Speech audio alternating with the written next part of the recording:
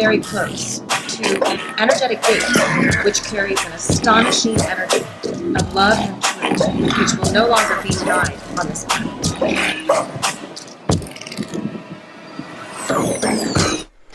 Welcome back to True Reality TV, Inside LoveHasWon, episode 11, I think.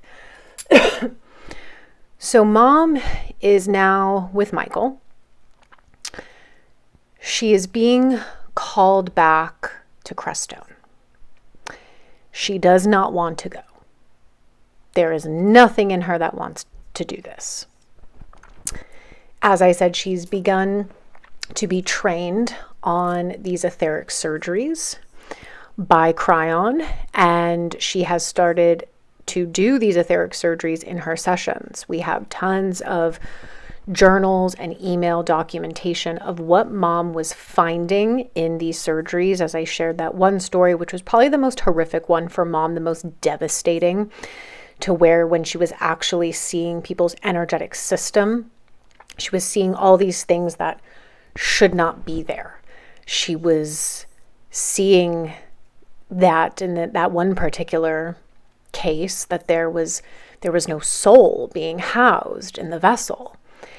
And so again, this is, when I was on mission with Mom, there was one story that I'll share that intertwines with this. And it was me and her. There was a lot going on at the time. We were moving her to a different location, but we're sitting in this house, and she kind of looks at me, and it was just me and her, and she said, you're a lot like me. Obviously, we're all like her, but she said, you see the higher in everyone and in everything.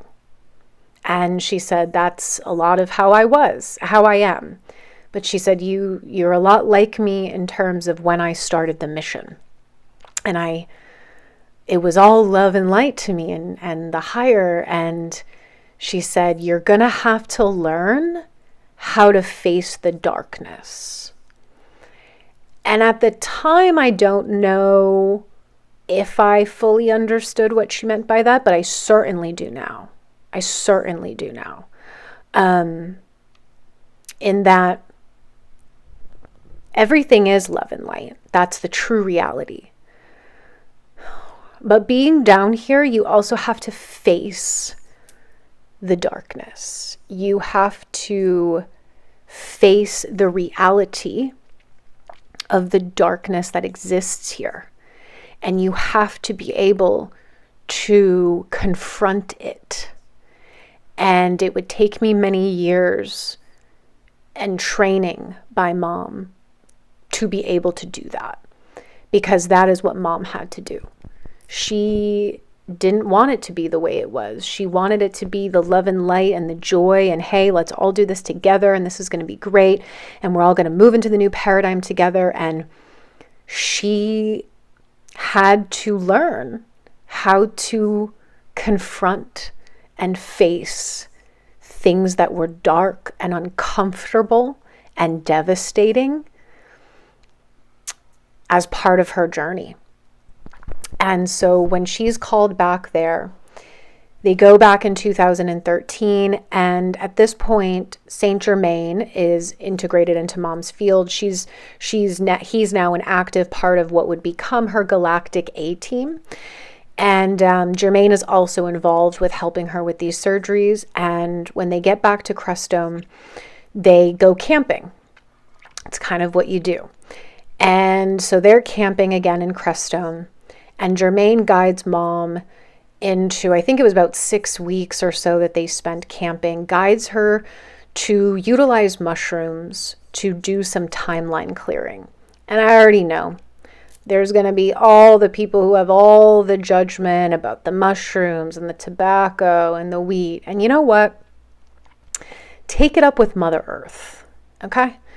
Mother Earth provides all of those things as tools for humanity. The earth does not provide anything that is bad. The earth does not provide anything that is not useful, that is not for us. There is no, like, the earth doesn't just randomly produce things, right? So if you have an issue with any of those things, take it up with Mother Earth, okay? Let me know how that goes also. So he guides her to these mushroom trips, and there was a very specific time frame for this. This wasn't just like, oh, all day, every day, we're just doing mushrooms, having a good time.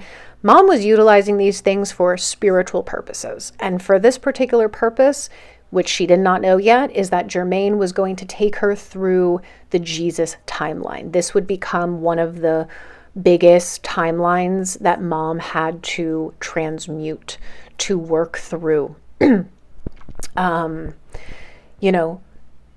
Plus her other lifetimes, which would come into her realization later as well. And this was all basically to clear this 27,000 year timeline of darkness since the Atlantean explosion, since the fall of Atlantis and Lemuria. She had to clear all of that. Now, also, as she's in her mother of all creation essence, at the same time, she is clearing the 19 billion year timeline of the fall from grace.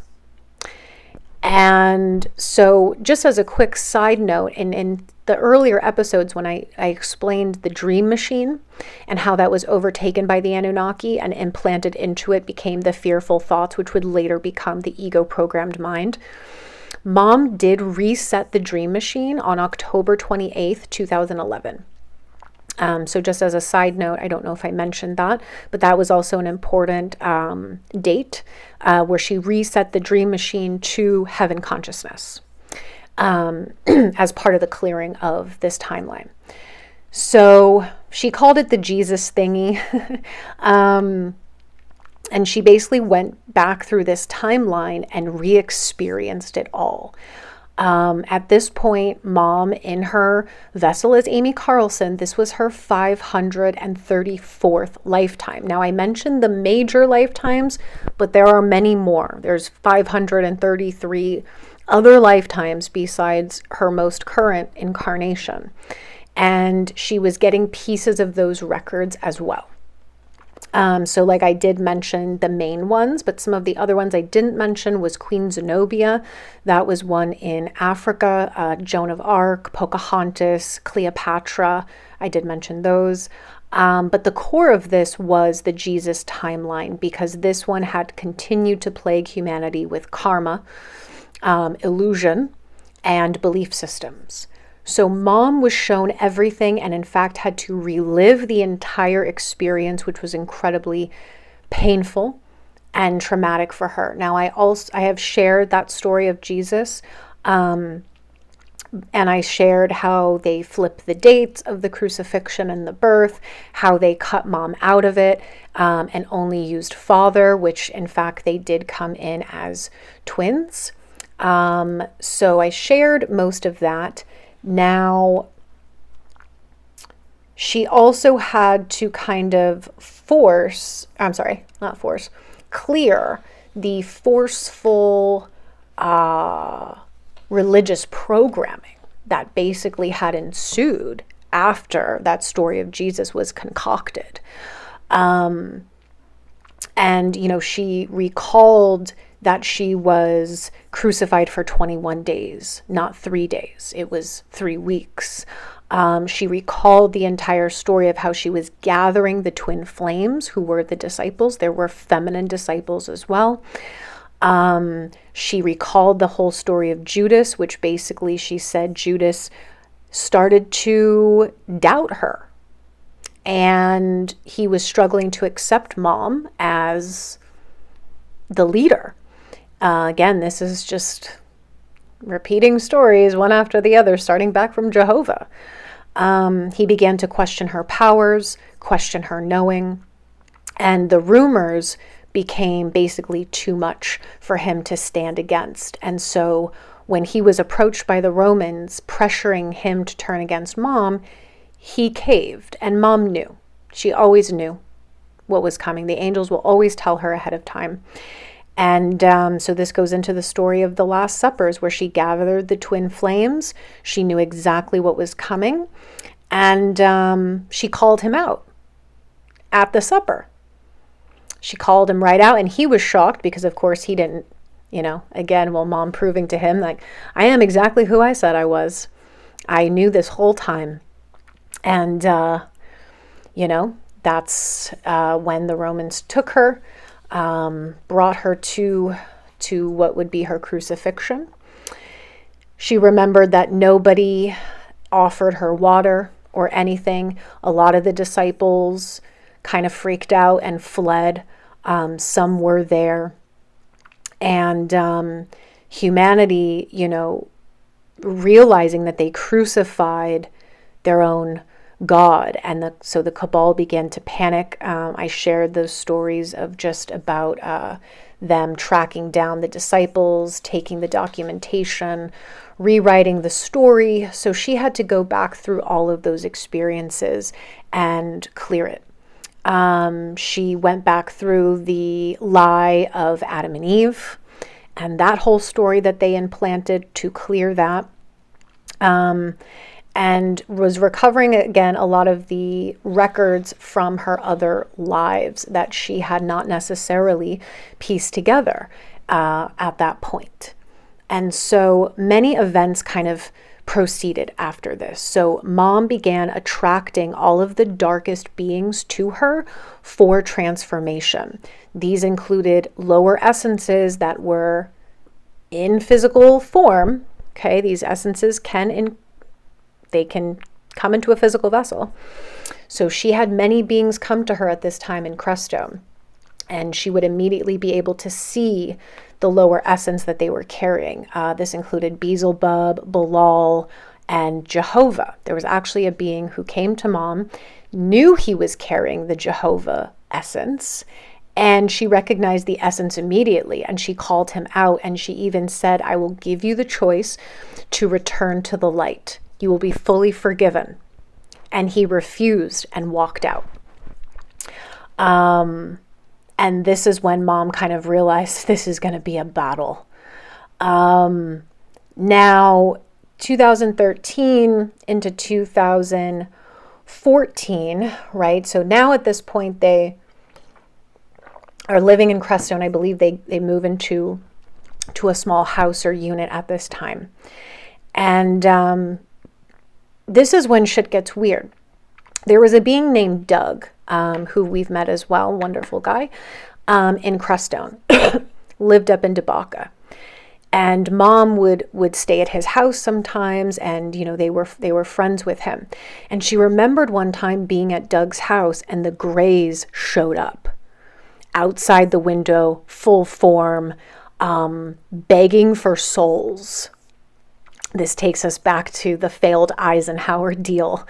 And Mom was like, you got to get out of here. Like, it ain't going to happen. There was also another event where this was actually captured on video, and we'll have to go back through there's so much video documentation to this, but there was a video where Mom was, I believe she was in a meditation, or she was in a meeting of some kind. And all of a sudden, she sees these ships coming in the skies. She said they looked like pirate ships. And it was the Zetas, which is also a lower race. And they start bombing her with what we can only assume is either plasma bombs, some type of technology, but they start bombing her. She's literally falling on the floor, getting bombed with whatever this technology they're using is. But the good part was the Galactic Federation of Light, because they decloaked themselves, were able to capture the ships. So the Zetas have been removed at that time. And later on, I think a video was posted and an article went out around Crestone where somebody caught it on video. Somebody caught these ships in the skies and bursts coming from it, and it was circulating around the town. Mom was in that battle. And so just for reference, in terms of how these entities were getting cleared from the planet, as I said, they were all trapped here. So the Zetas were here somewhere in this dimension, but they decloaked. So the GFOL could grab them. But at this point, I'm going to briefly take you back to 1994 through 1996. In 1994, okay, the Anunnaki, who, like I said, they actually were a part of creation, and they were part of the fallen races. They surrendered to the Galactic Federation of Light. So they knew what was coming. Remember, they were part of creation. They understood at a higher level what was going on. The Anunnaki surrendered to the GFOL in 1994. So they actually reintegrated back to the light. The Illuminati, which we could say is like some reptilians, there are some other races within that. It's not important for the story. They also surrendered to the light. And many were recycled, right? If they don't come from source, they have to be recycled. If they did originally come from source, they can reintegrate back to the light. Some were recycled, some reintegrated. So what happened was the Anunnaki and the Illuminati both went back to the light in 1994. They told the Cabal, which at this point, right, is just their minions. It's just those on the ground here. Now, yes, it can be entities, it can be physical beings as well, but they are basically just slaves to the dark. They are either what we call aberrations. They are not a part of creation. They are lower entities that were created out of darkness, or they are physical beings who have basically sold their souls to the dark. You understand what I'm saying? So the Cabal did not want to give up their power. The Anunnaki and the Illuminati tried to tell them, listen, this is not going to, you guys don't understand what you're up against. Remember, this is the bottom of the totem pole as far as darkness goes. They were the slaves to the dark. So they're the most unconscious, the most dumb. They don't have divine intelligence, and they're power hungry. All they know is darkness. So they refused to surrender because they wanted control of the planet. It's like when parents go away for the weekend and the children are left to run the house. It's like, oh, look at me. I'm in power now. I'm running the house. I can do whatever I want. Not understanding anything about the spiritual repercussions. So they refused to give up power. And the other two were like, peace out. We already know what's going to happen. Good luck with that. So between 1994 and 1996 is when the Cabal were basically left without their overlords, so to speak. And that's when they went rogue. They started going rogue in 1996, and they never stopped because they don't know what they're doing. So all these other races were starting to get removed, the Zetas included, right? Now also, Mom had dissolved the astral realm in 2009. That was part of what she was doing in that phase when she was first in Crestone. They dissolved the astral realm.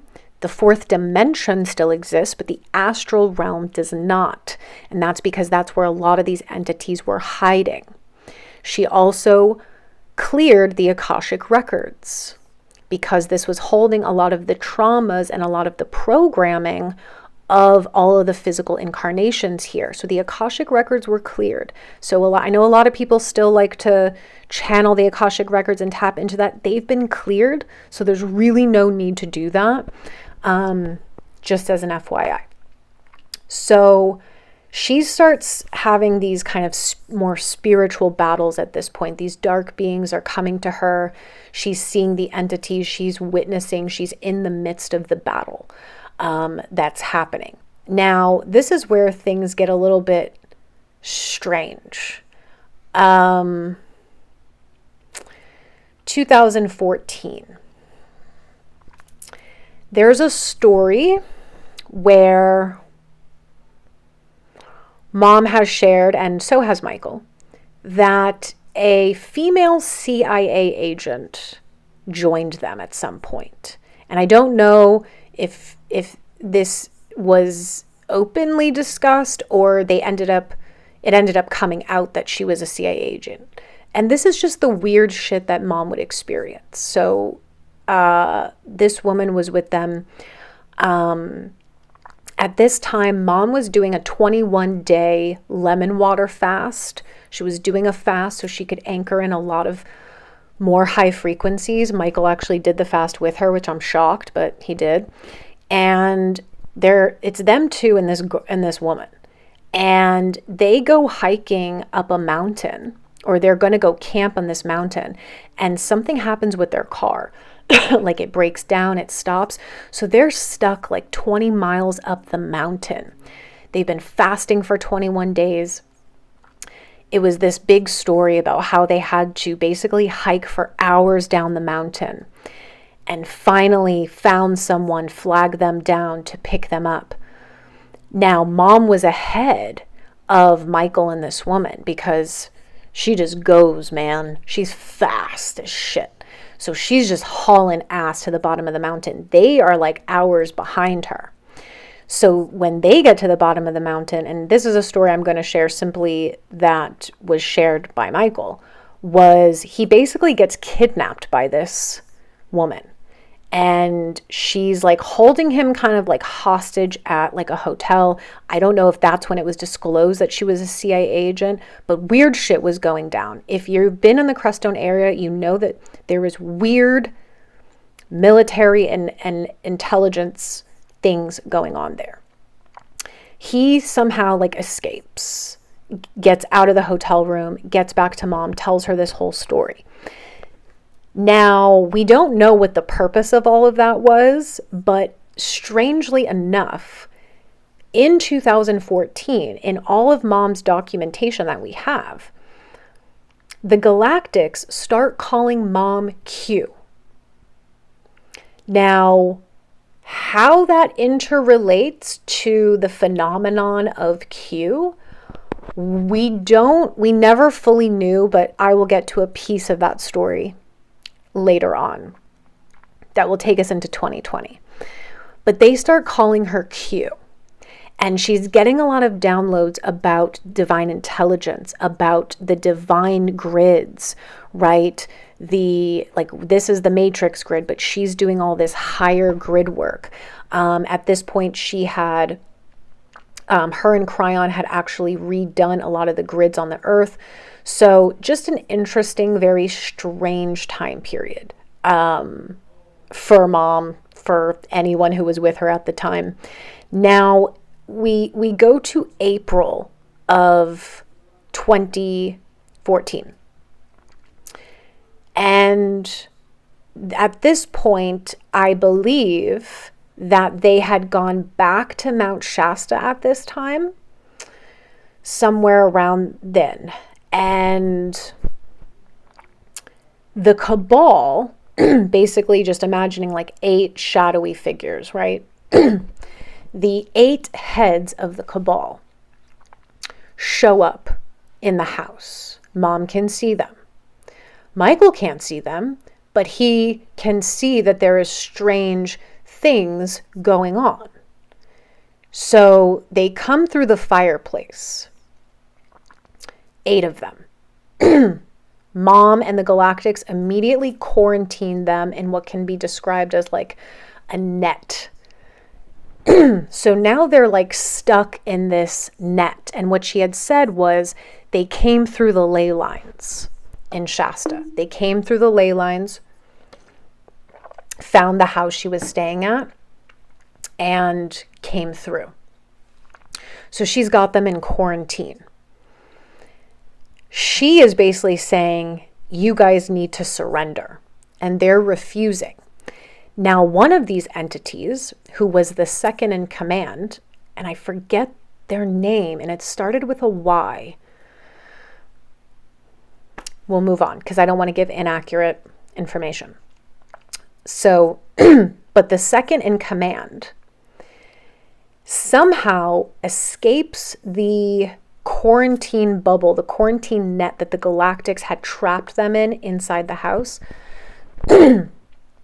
And this being comes to mom in the night and says, I want to surrender. Mom says, okay, give me all of your files, all of the files that the cabal has. They hand over the files and poof, mom recycles them. So it was in 2014, she gets access to all of the cabal's files, their plans, what they were going to do, how they were doing it, all of it. Now, there's a really funny story on this part of it where mom and Michael go out to a restaurant to eat dinner. And mom's like, well, we got to take these losers with us because we can't leave them at the house. So again, Michael can't really see all of this. Mom can see it. However, when they get to the restaurant, Michael sees it. So they basically they put him in the trunk, as mom said. They go to this restaurant. They bring him into the restaurant. They're in a bubble, okay? But Michael can see that these entities are walking around the restaurant. They can't leave. They are trapped by 5D technology, who's got them secured. But they're walking around the restaurant and mom's watching them. Michael is seeing people physically getting bumped over as these entities are walking.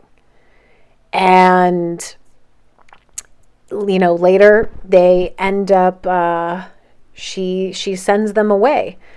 And ultimately they did surrender to her, but that was just the 8 heads. And so they end up surrendering and then leaving and left 12 red roses in the fireplace. And that was kind of the symbolism of like, they surrendered. They realized that there was nowhere left to go. I know it gets weird. It gets real weird. Now, August 11th is the day that Robin Williams passes. Now, during this time, I believe by this time in the story, that they had just moved somewhere, or they were somewhere where there was no internet. Like something had happened where they weren't getting internet. And mom had basically just been telling Michael like all day long, like get internet, like figure out a way for us to get a signal. She had no idea anything about Robin dying that day. But she was, the Galactics were telling her, you guys got to get internet, you got to get back online. And then she said she just saw Robin pop into her field. He was wearing khaki pants and like a Hawaiian shirt, and he was just kind of standing there, and she was like, what are you doing here? And he said, I want to be a part of your galactic team. I want to help you. And mom was like, okay.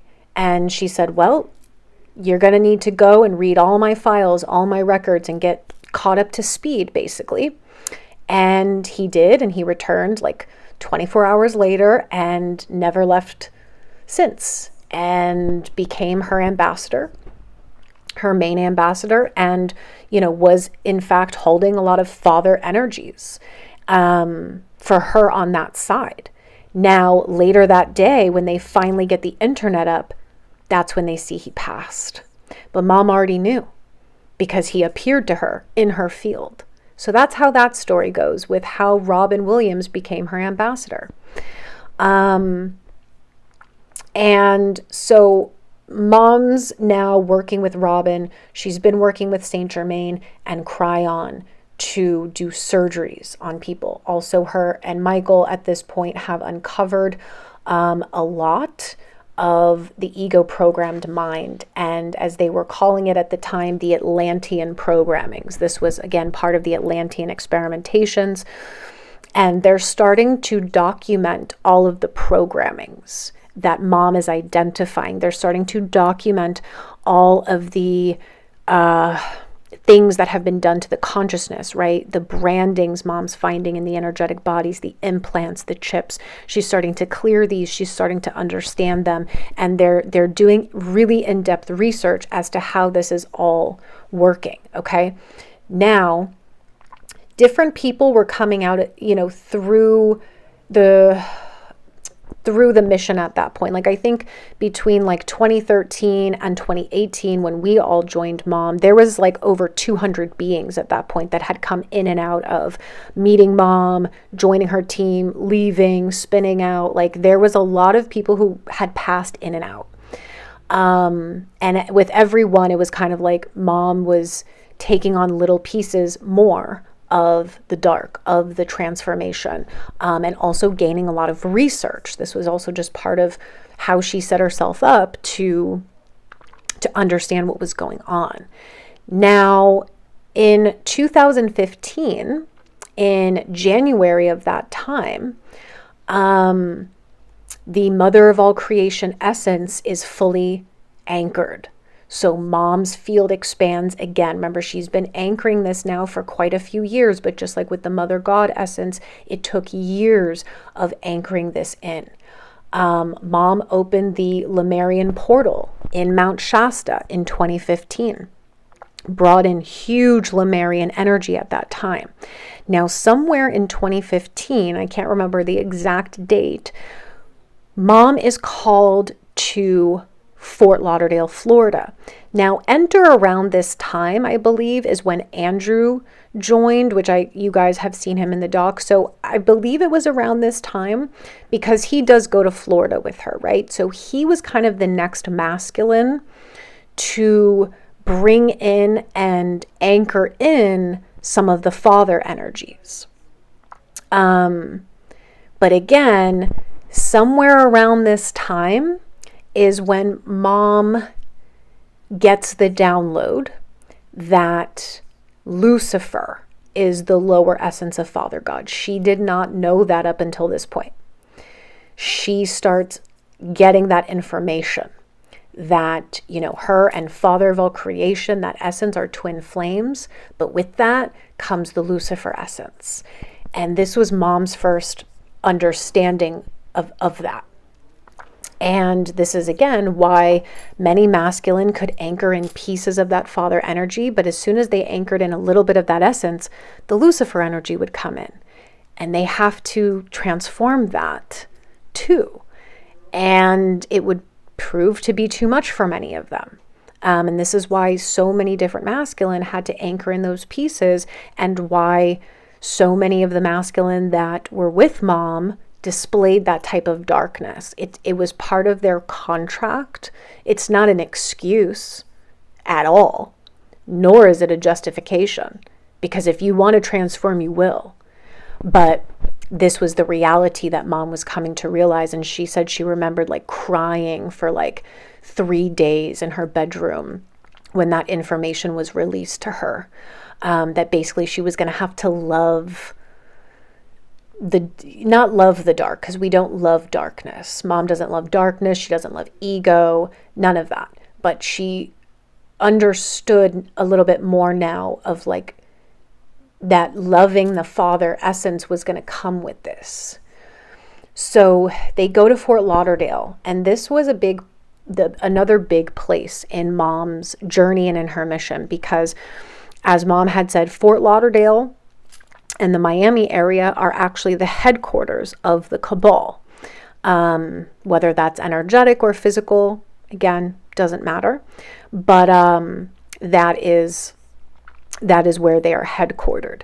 So they go to Fort Lauderdale, and at first Mom is in Clearwater, which we also spend some time in on this mission.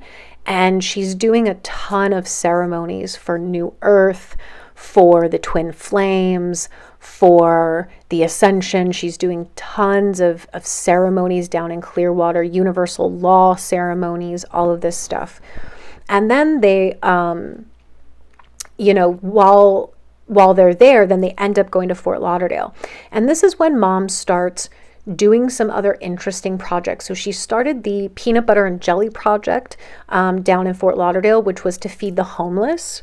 So they were doing that project, and as well as at the time, her and Michael had started the First Contact Ground Crew Team website, and that ended up forming into LoveHasWon, becoming the new platform in 2015. But at this time, right, mom's doing the surgery, she's doing all these things. They're running the First Contact Ground Crew website. She's doing the peanut butter and jelly project. And at the same time, she was actually starting to film a reality show in Fort Lauderdale that was going to be called LoveHasWon Reality Show. And she had hired someone, paid them to basically, film. They were filming her doing the peanut butter and jelly stuff. They were going and having these little events with karaoke and singing. And, it was supposed to be a reality show of like the ascension and how to be in service to humanity, all this stuff. Well, like everything else, something ended up happening where the person they paid to film and to do this took their money and ran off with the footage. So we still to this day don't have that footage of what they were filming at that time. And this was also a time where, at this time, Robin comes to mom and basically tells her, your archangels aren't going to make it. The programming is too deep once again, and they're not going to make it. And so you're going to have to let them go, right? Because at this time, yes, Michael's with her and he's trying to embody the Archangel Michael essence. But other than that, and yes, she had a masculine who had come in to anchor in pieces of the father. But other than that, she did not have any of the 144,000 essences show up to find her. And so he told her, you're going to have to let this go. And mom was like, nah, I'm doubling down. And so around this time, she starts doing a ton of ceremonies for the 144,000 and waking them up. Now, ironically or unironically, synchronistically, I was living very close to mom around that time in 2015. I was living in Miami, and she was back and forth from Fort Lauderdale to Miami. And I would say that when I look back at this time period where she was doing all these ceremonies and she was pushing all this energy there, I was getting the pieces. And so it's no coincidence kind of the timing of this. Now, in November, on November 11th, between November 11th and November 13th of 2015, LoveHasWon is launched.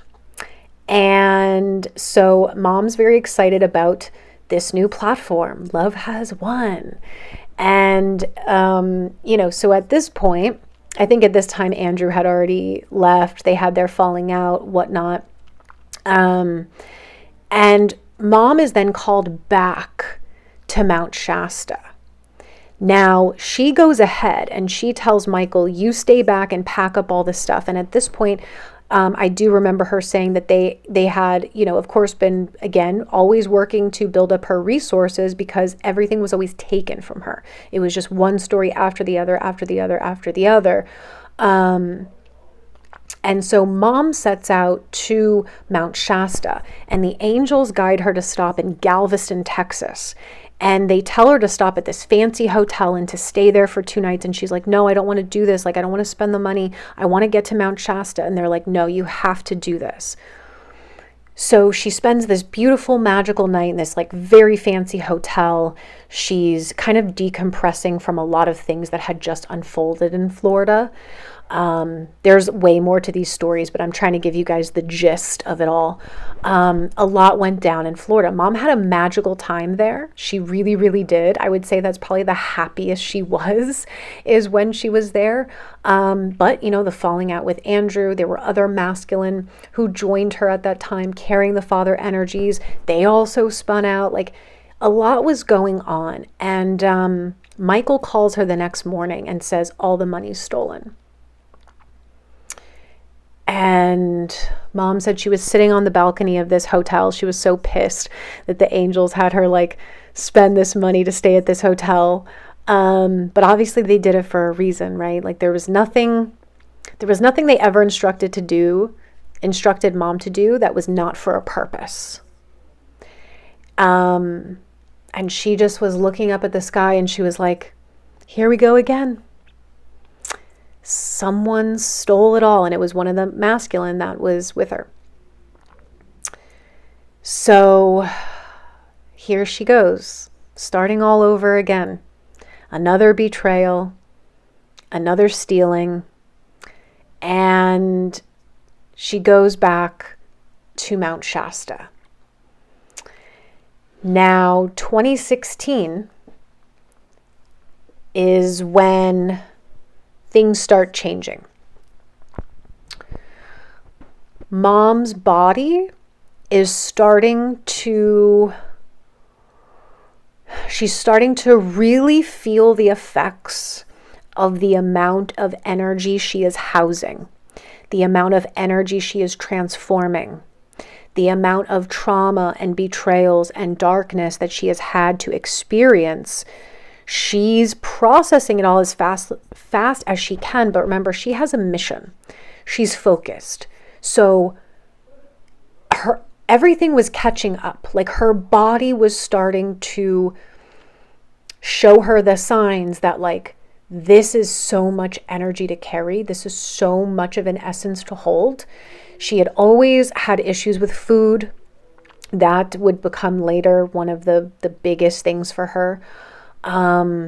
But, she would go through these bouts of like just being totally wiped from the energy where she couldn't walk, she couldn't stand, she was feeling ill, she was feeling sick, like all of these things started to kind of unfold. And then in 2016, the dragons enter mom's field. So at this point, what is happening is mom up to this point is love and light, baby. She is the kindest, purest, most forgiving, compassionate, loving, sweet soul. Yes, she's powerful. Yes, she's loud, but she's soft. And after all of this, the galactics are realizing that the problem with the ego is that it wants that. It feeds off of that compassion. It feeds off of that empathy. It feeds off of that nice. As mom would say, you give the ego an inch, it will take a fucking mile. Every time. And so what was happening is mom was continuing to be taken advantage of by every single person.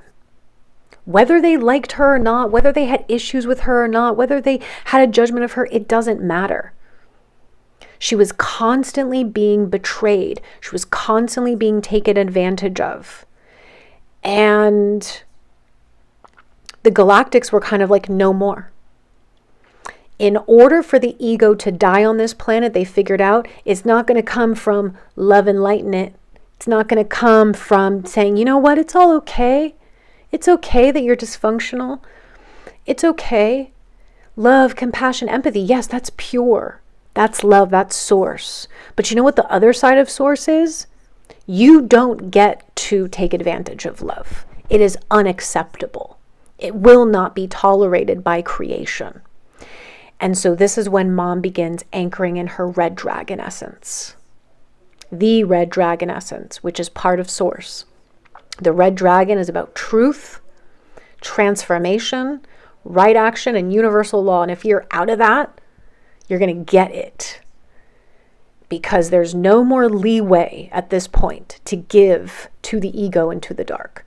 So that dragon energy starts coming in, and it took mom, she was working with Saint Germain for many months on how to channel this, right? Because this was new for mom. This was also very uncomfortable for mom. She didn't want to be this, she didn't want to yell at people. She didn't want to come with that strong energy, but she had to. She had to. Because the ego will keep taking. It will always keep taking. That's what it's designed to do. And Mom and the Galactics realized there can be no more of this. The red dragon's going to come in for protection purposes and to start calling these egos out and to start forcing the ego into transformation because it can't take from love anymore. So that heat starts coming in. Michael was the first one to ever get the dragon, as we would call it on mission. If you get the dragon, you'll know. I can only describe, I've been dragoned not too many times, a few times. But I can only describe it as your atoms respond to the red dragon. It doesn't matter what you're thinking up here. It don't matter what your ego says. Your atoms are going to respond to that red dragon, and they're going to get into right action. And you can feel it. So Mom, starts anchoring this in. Now, also in 2016, there was a passing comet that came by, and I believe it was in December of 2016, and it was called a green comet. And for many years, Mom had been channeling Father still, right?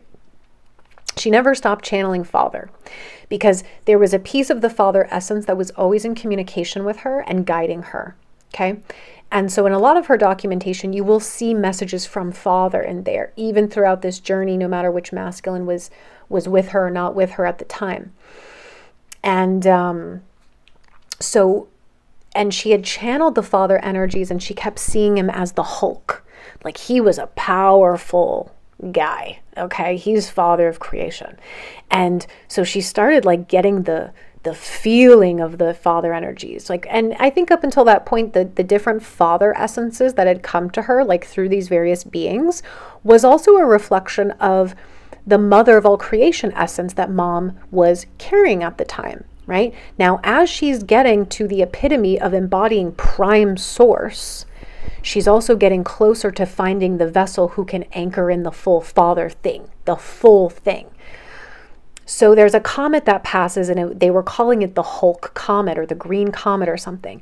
Mom sees the energy, and she sees that it's carrying the Father essence. She saw it pass over the sky. She grabbed that bitch and she pulled it down. And I believe it was December 16th, 2016. She anchored in the Father of creation energies to the planet, and it was on. It was on. And now we get to 2017, okay? Now, in 2017, Mom clears the 27,000 year Atlantean timeline. That's an important note. Through the dragon energies as well. Like she cleared all of that timeline of the fall of Atlantis, the whole shebang. Now, 2017, again, Mom's body is accelerating in its decline. She knows she's running out of time. Because yes, she's had fathers who could anchor in small pieces, but none that could take on what she needed them to take on, which was both the Lucifer energies and the Father energies, okay? There was no one who could do that up until that point. Many people had not found her also at this point. Again, she's attracting a lot of different people, but it's mostly darker beings, right? Who are seeking out the light for transformation, for research, and that was part of Mom's journey as well. But her body is starting to struggle more and more and more. She's still doing sessions nonstop. She's still doing the website nonstop. She's putting out videos as best she can. And in 2017, Robin comes back to Mom and says, "You are the only being in the heart. Everyone else is still in the mind. Nobody is going to choose you. Humanity did not choose the mother. You need to be evacuated." And again, Mom says, no, I'm going to do this. So around that time in 2017, I believe like in the summertime, is when FM shows up, Father of the Multiverse. And again, Mom didn't yet know about Father of the Multiverse, but he shows up. He's carrying Father energies. So he's with mom for about 6 months, anchoring in the father energy. So she's with him, Michael, but she's declining.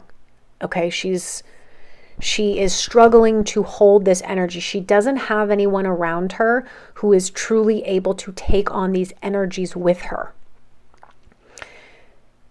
And the ego still hasn't been transformed. And the father essence still has not been transformed. So mom's like, I'm not done yet. Like, we got to make this happen. So in the end of 2017, this is after FM is there for a few months, Robin comes to mom after she refuses again to be evacuated. And he says, I am going to gather all of the archangels.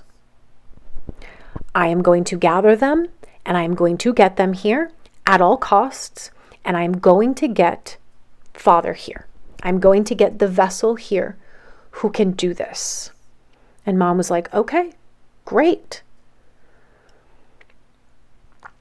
December 21st, 2017, the ascension is officially activated by the arrival of Archaea Faith. And you guys will hear Faith's story at some point, but she is true to her essence of faith. She is through and through. That is who she is. She traveled through 53 countries looking for something, someone, something, some truth, and through pure synchronistic events is guided to mom's doorstep. December 21st, 2017, she was the first other archangel to arrive. She activated the ascension, and that was it. And when Faith arrived, she and, mom will credit her, as we will too. Faith is a healer, and she was doing healing work for many years. And so when she first arrived, she's getting debriefed, right, on like what's going on. She is fully absorbing everything that's being shared with her, and like at what point mom is on the journey. And she looks at mom and she was like, you are the most energetically damaged person I've ever met. Like, your energy body is so damaged. So Faith spent like 9 straight days with mom, no sleep, nothing, just continuously doing healing for her. And saved her life, really. She did. She was the first person who understood what mom needed in that moment. And she saved her life. And mom's training Faith on the sessions. And she tells her that Robin was like, I'm going to get the A team here. I'm going to get all the archangels here. This is it. We've got to do this. And Faith was like, I'm on board. I'll do this. She started doing live streams. She started taking over the sessions for mom because mom just could not energetically handle them at that point. And that leads us to 2018. And between January and March of 2018 is when the majority of the First Contact ground crew team finds mom. And so you can't make this up. This all isn't just one big coinky-dink. Robin did exactly what he said he was going to do. And he got Faith there. And he got all of us there. And so this unfolds what would begin the mission as we know it. And this would also begin what is known, or what the Galactics referred to as the Lucifer experiment. And that will be for the next story time. The Lucifer experiment was about to begin. So thank you all for watching. Thank you for listening, and I'll see you on the next episode. My planet, my consciousness that everyone's inside of, and you're actually here for the ride. It's been a little bumpy.